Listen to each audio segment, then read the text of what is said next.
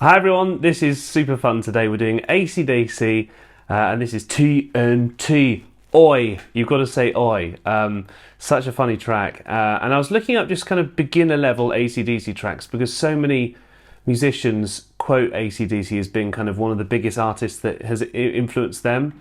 And this one is really, apart from the solo, about as easy as it gets. You've got three chords essentially. You've got your E minor, G with one finger, and then an A, the little bend, and that's most of how the song goes, because this later part is a rearrangement of that.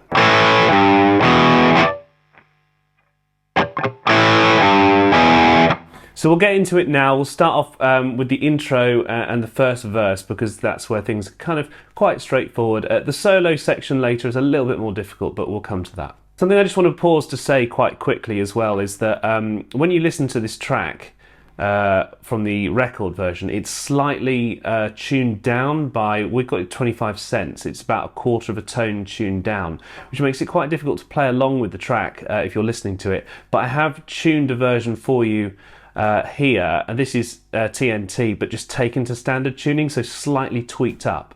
You might find that that's useful if you're trying to play along with the track. So the intro starts off with this E power chord, which is simply the first finger here,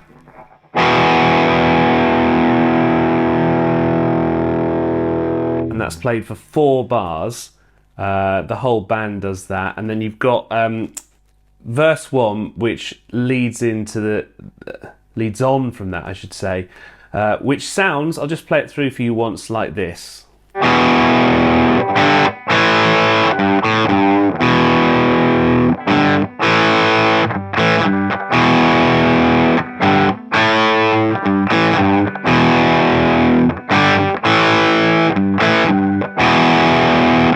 And that's all you really need to do with verse 1. So let's just run through this sequence here to make sure we get it right. So E power chord, and then you play this G chord with the second finger.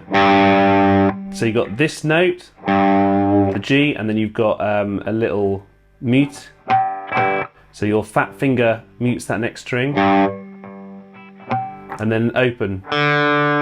You can catch some of these other ones as well, followed by the A power chord. And then you do a little palm mute, followed by a bend up.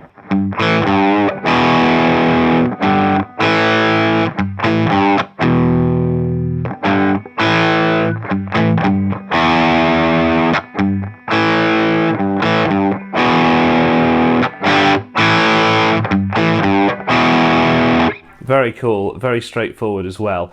In the live version of the verse, by the way, it sounds more like this.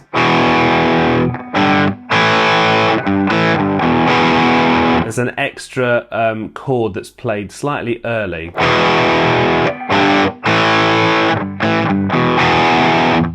You only hear that in the live versions though, not on the album. Just a quick note to add in at this point, because I slightly forgot to do it when I was recording the video, but once you've played through that main verse riff 12 times, it comes around like a 13th time, as you can see just below here, and all you do is you play that E power chord followed by the G, and then you pause on the A, and you let that hold for a couple of bars, and that's just before you head in to the main chorus.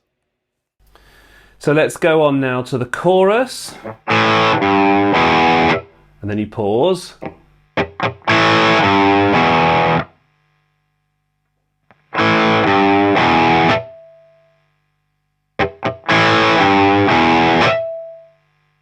So you've got essentially 4 notes, which are chords. So this A, G, which bend up, not really a chord, but it's kind of a G. And then you've got the E minor, followed by a dead pick, dead notes played together. And then you pause and you get.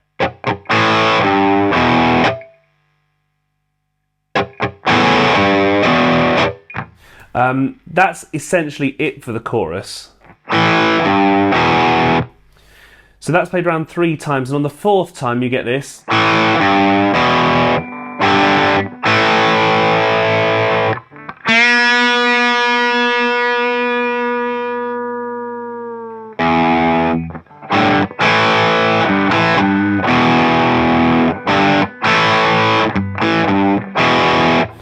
That little bend on the G string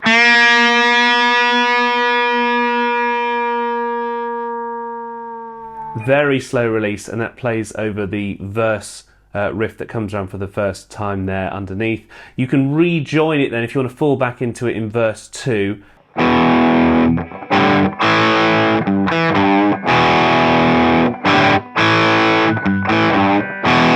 That's played around 9 times, and then the next bit goes like this.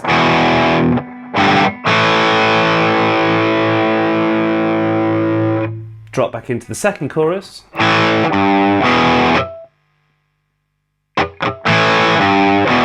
And then of course, if you want to play along with it, you have to go oi, so you have to go oi, oi, oi. It's actually quite hard to do if you're playing at the same time. So that chorus 2 is played around 3 times like that. And then the last time you go.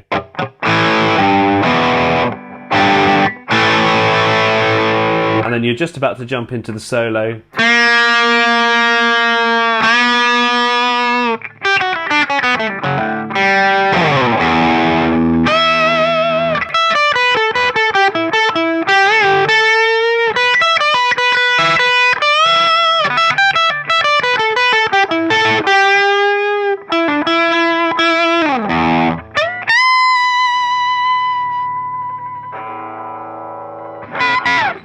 So just to remind you, the lead into the solo is and you've got this long bent note, and instead of letting it run like you've done previously, you replay it and make sure you the second time sort of play it as a full bend, even more of a full bend. I know I've written full twice, but the second time it's really kind of full. So first time, second time. So the next notes go like this.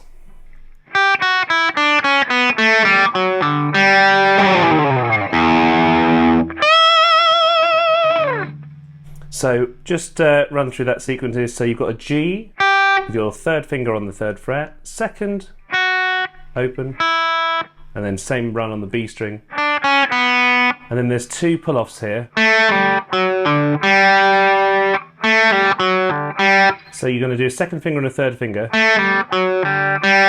and then obviously an open string. You can actually play the 5th fret instead if you prefer, if you like, but I'm pretty sure it's an open string from listening a few times. And then that those X's with the slide down represent a sort of neck slide to the bottom E string there. So one more time, a bit quicker.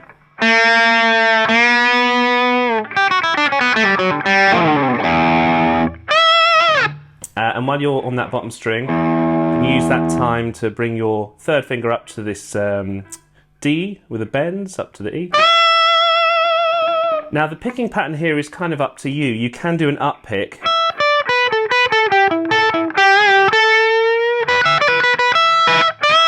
Or you can do what I've written out, which is a down pick.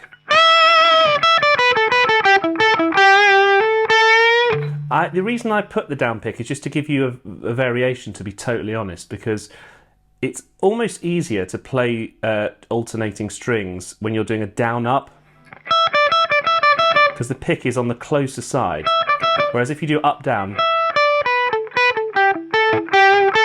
you find you're doing a lot more string hopping. So anyway, see what you think. I'd try the down, so vibrato there, then this pattern,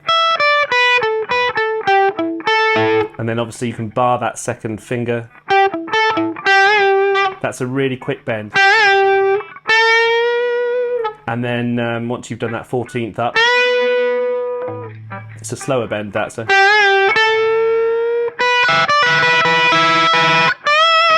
So just take this bit really slowly because it's hard to hear on the album when it's played so quickly. So... and then you do an up, like that. So nice little pattern there, and then we're going to follow on to the next section here. So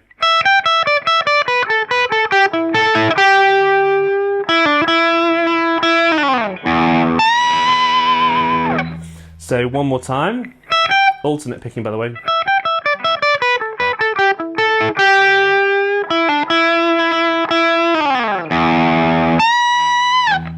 Make sure you jump up to that 22nd fret. You can do it here on the 15th, on the E string.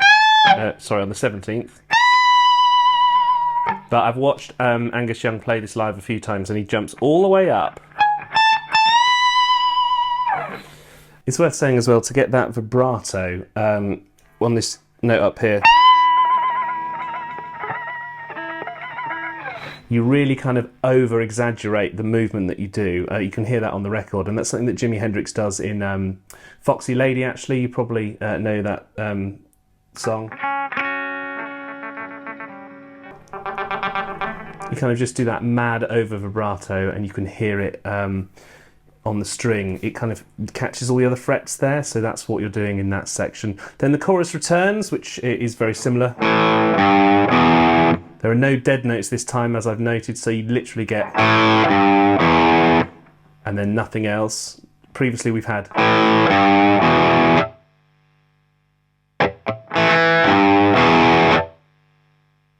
this time it's just play that 7 times round, and then the last time you get this.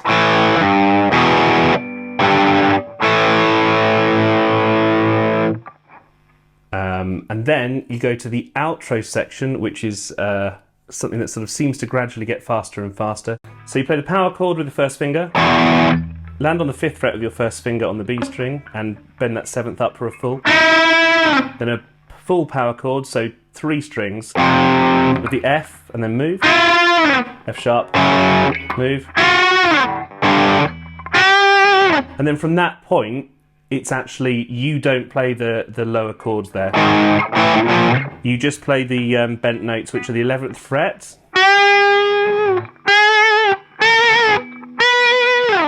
And then you do even quicker, so on the quaver, so it's the offbeat here, so it's like this.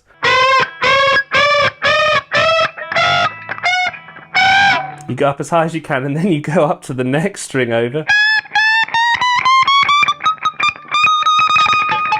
And I've written there's almost no point tabbing what happens at this point in time, because it's just a lot of this, and then it ends on a on a power chord at the bottom like that. So with that, we have achieved AC/DC's T.N.T, one of the easier songs to play when it comes to the chorus and the verse. But you know, it's really taxed me because I'm sweating now because I've played it so hard for you. But I hope you enjoyed that. It's a lot of fun to play along with. Do check out the tab in the link down there. Do subscribe if you like AC/DC. We've done a few other videos, Back in Black, Highway to Hell. Check them all out. They're on the channel. If you want more Akadaka, become a member, suggest it, and we'll do it in a future video. But thanks for watching. We'll see you in another video. We're continuing our Appetite for Destruction series. Night Train is on the cards at the moment. That's going to be our next video after this. So check it out, and we'll see you again.